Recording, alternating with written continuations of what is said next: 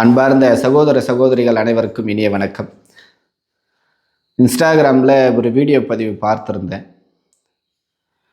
பாரதிய ஜனதா கட்சியினுடைய பிரமுகர் ஒருத்தர் பாரதிய ஜனதா கட்சியிலிருந்து விலகி மதிப்பிற்குரிய மக்கள் தலைவர் அண்ணன் அண்ணாமலை அவர்கள் துவங்கிய வி த லீடர்ஸ் என்கின்ற இயக்கத்தில் இணைந்திருக்கக்கூடிய முன்னாள் பாரதிய ஜனதா கட்சியினுடைய உறுப்பினர்களுக்கும் நிர்வாகிகளுக்கும் சில கேள்விகளை கேட்டிருந்தார். நானும் முன்னாள் பாரதிய ஜனதா கட்சியினுடைய உறுப்பினர் என்கின்ற முறையில் அவருக்கு பதில் சொல்ல கடமைப்பட்டிருக்கின்றேன். அவருடைய பெயர், எந்த ஊர், என்ன பதவியில் இருக்கிறார் என்பதெல்லாம் நமக்கு தெரியாது. அந்த வீடியோ மட்டும் நான் பார்த்தேன். அண்ணன், நானும் உங்களை போல பாரதிய ஜனதா கட்சியில் 2018 முதல் பயணித்து கொண்டிருந்தேன். உண்மையிலேயே நான் பாரதிய ஜனதா கட்சியை அந்த அளவுக்கு நேசித்து இந்த கட்சியில் பயணித்தேன். தமிழகத்தில் திராவிட கட்சிகளை மீறி ஒரு தேசிய சிந்தனை கொண்ட ஒரு ஆட்சி அமையப்பட வேண்டும். தேசத்தினுடைய வளர்ச்சியை 24 மணி நேரம் யோசித்து கொண்டிருக்கக்கூடிய என்னுடைய மாண்புமிகு பாரத பிரதமரும் மதிப்பிற்குரிய உள்துறை அமைச்சரும் அவர்களுடைய ஆட்சி நேரடியாக தமிழகத்தில் வர வேண்டும். ஒரு மிகப்பெரிய இளைஞர்கள் மத்தியில் மாற்றம் நிகழ்த்தப்பட வேண்டும். இந்த தேசத்தை நேசிக்கக்கூடிய நபர்களாக அனைத்து நபர்களும் உருவாக வேண்டும். ஊழல் இல்லாத ஒரு தேசிய சிந்தனையோடு சுயநலம் இல்லாத ஒரு ஆட்சி அமைக்கப்பட வேண்டும் என்கின்ற ஒரு பேராசையோட இந்த பாரதிய ஜனதா கட்சியில் நான் சேர்ந்து பயணித்து கொண்டிருந்தேன். அயராது உழைத்து கொண்டிருந்தேன். என்னுடைய வாழ்க்கையை அடுத்த கட்ட நகர்வுக்கு நகர்த்த முடியாத அளவுக்கு தடுத்து நிறுத்தப்பட்டது. பாரதிய ஜனதா கட்சியினுடைய நபர் என்கின்ற ஒரே காரணத்தினால என்னுடைய சொந்த வாழ்க்கையில் எத்தனையோ பிரச்சனைகளை கொடுத்தாங்க. அடுத்தடுத்து நாம் பயணிக்க முடியாத அளவுக்கு நிறைய நெருக்கடிகளை கொடுத்தும் அதையெல்லாம் தாண்டி சமாளித்து எத்தனையோ பிரச்சனைகளை கடந்து, எதிர்ப்புகளை கடந்து பாரதிய ஜனதா கட்சி பிரமுகராக பயணித்து கொண்டிருந்தேன். எதற்காக? என்னுடைய பாரத பிரதமருடைய எண்ணற்ற முயற்சிகள், அவருடைய சிந்தனைகள், தேசத்தினான வளர்ச்சிக்காக தமிழகத்திலும் பாரதிய ஜனதா கட்சி ஆட்சி அமைக்கப்பட வேண்டும் என்கின்ற ஒரு உயர்ந்த எண்ணத்தோடு நான் பயணிச்சிட்டு இருந்தேன்.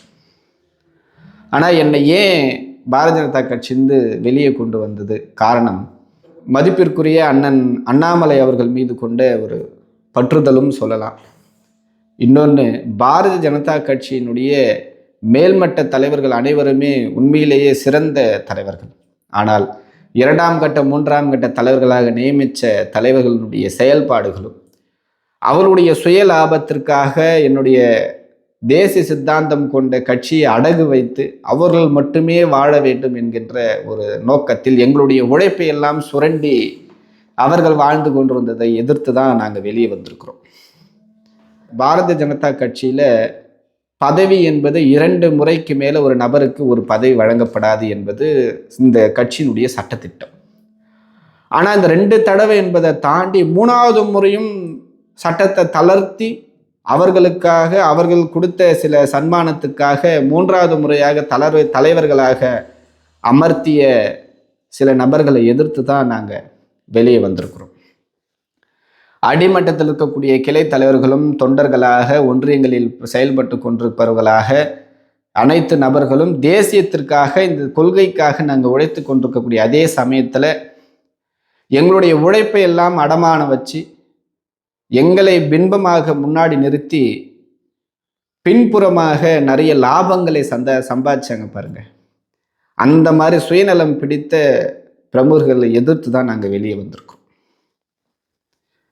என்னுடைய கட்சி வளர வேண்டும் என்பதற்காக ஒரு நபர் இந்த திட்டங்களை மக்கள் மத்தியில் கொண்டு போய் சேர்க்கணும், நிகழ்ச்சிகள் நடத்தி மக்களுக்கு கொடுக்கணும்னு சொல்லி அவருடைய எண்ணங்களை ஒரு தலைமையிடம் வெளிப்படுத்தினப்போ, நீ நான் ஓடி போய் எல்லாம் ஒன்றும் கட்சி வளர்க்க தேவையில்லை, தானாக கட்சி வளரும், பிரைம் மினிஸ்டர் தரக்கூடிய ஸ்கீமில் தானாக வளருது, போய் உன்னுடைய வேலையை பார் அப்படின்னு சொன்ன தலைவர்களை எதிர்த்து தான் நாங்கள் வெளியே வந்திருக்கிறோம். என்னுடைய கிளையில் இருக்கக்கூடிய கிளை தலைவர்களுக்கும், எனக்கு இருக்கக்கூடிய என்னோடு பயணித்து கொண்டிருக்கக்கூடிய சக்தி கேந்திர பொறுப்பாளர்களுக்கும், என்னுடைய பாரதிய ஜனதா கட்சி உறுப்பினர்களுக்கு பாரத பிரதமர் தந்திருக்கக்கூடிய எண்ணற்ற நலத்திட்டங்களை அவங்களுக்கும் கொண்டு போய் சேர்க்கணும், அவங்களுக்கு சேர்க்க முடியல அப்படின்னு சொல்லி தலைமை அலுவலகத்தில் கேட்டப்போ சபை நாகரிகம் இல்லாமல் பேசினாங்கன்னு சொல்லி அவருடைய பதவியிலிருந்து விடுவிக்க சொன்ன தலைமைகளை எதிர்த்து தான் நாங்கள் வெளியே வந்திருக்கிறோம்.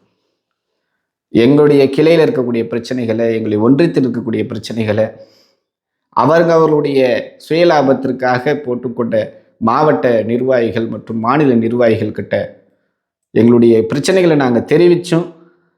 அதன் மீது நடவடிக்கை எடுக்காமல் அவங்களுக்கு இவங்களுக்கு இருக்கக்கூடிய ஒரு புரிதலின் காரணமாக எங்களுடைய உழைப்புகளை எல்லாம் வீணாக்கின சில தலைவர்களை எதிர்த்து தான் நாங்கள் வெளியே வந்திருக்கிறோம்.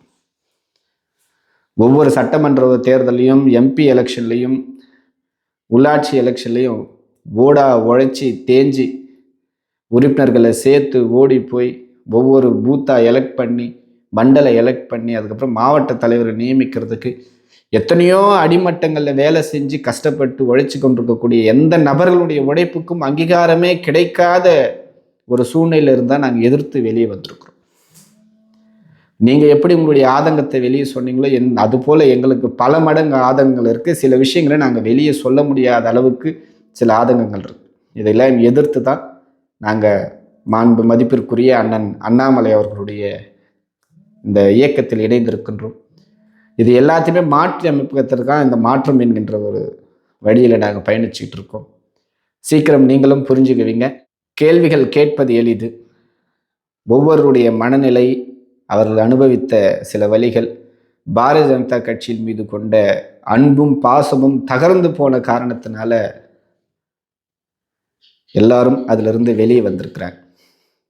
நீங்களும் கூடிய சீக்கிரம் இந்த சூழ்நிலையை புரிஞ்சுக்குவீங்கன்னு நான் எதிர்பார்க்குறேன்.